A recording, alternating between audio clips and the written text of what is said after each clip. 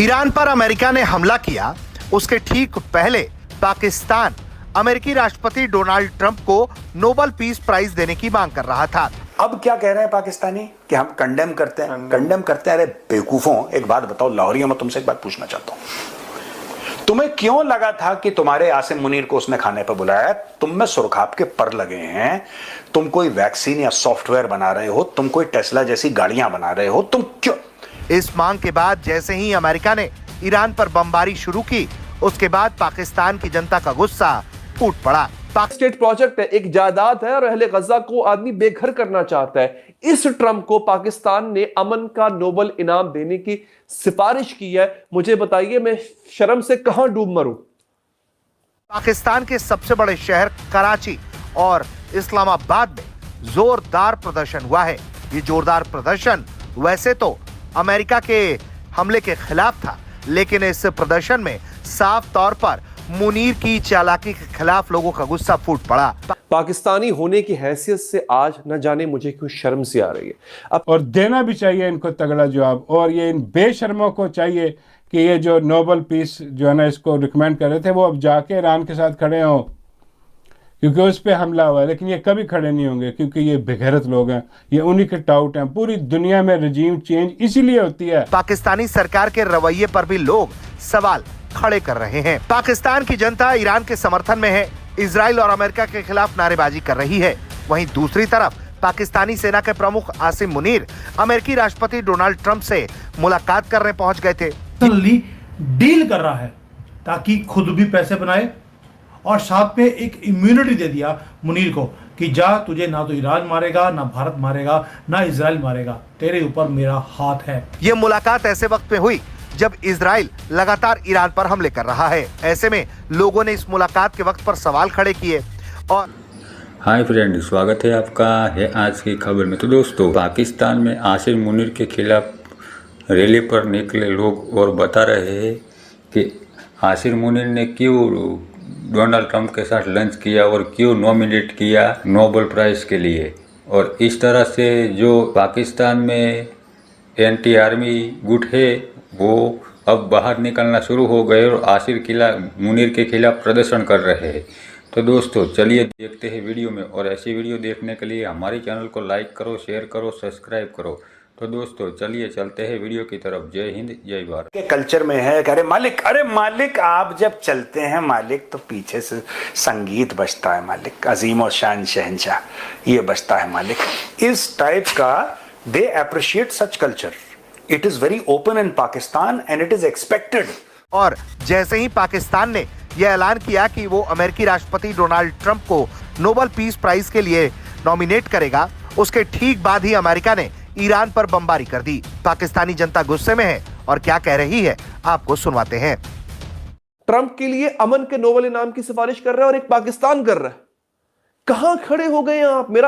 मेरा ये सवाल है। हम लोग अरबों पे तनकीद करते थे, हम बाकियों पे हम क्या कर रहे हैं? ईरान की ललकार है, आसिम मुनीर गद्दार है। पाकिस्तान बोलने लगा, मुनीर गद्दार गद्दार।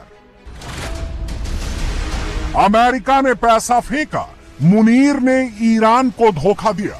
मैं हुकूमत पाकिस्तान को सिर्फ ये कहना चाहूँगी कि देखें इस जलसे को, इस आवाम को कि जो ना सुन्नी है, शिया है, सब मौजूद है यहाँ पर, लेकिन ये आपको बताना चाह रहे हैं कि हम सब ईरान के साथ खड़े हैं। और आप इस सिचुएशन में ट्रंप को नोबेल प्राइज देना चाह रहे, जबकि जब से इस हुकूमत में आया है हमने नहीं देखा कि गजा पे कोई बमबारी रुकी हो, हमने नहीं देखा कि उसने फलस्तीन के लिए कुछ किया हो। किसी भी तरह अमरीकी हुकूमत को ये राइट नहीं है कि वो किसी सोवरेन कंट्री में जाकर उसके पुरअमन जोहरी जो तनसीबात हैं उस पर बमबारी करे। अगर कोई मामला है तो IAEA जो इंटरनेशनल एटॉमिक एजेंसी है वो इसी काम के लिए है।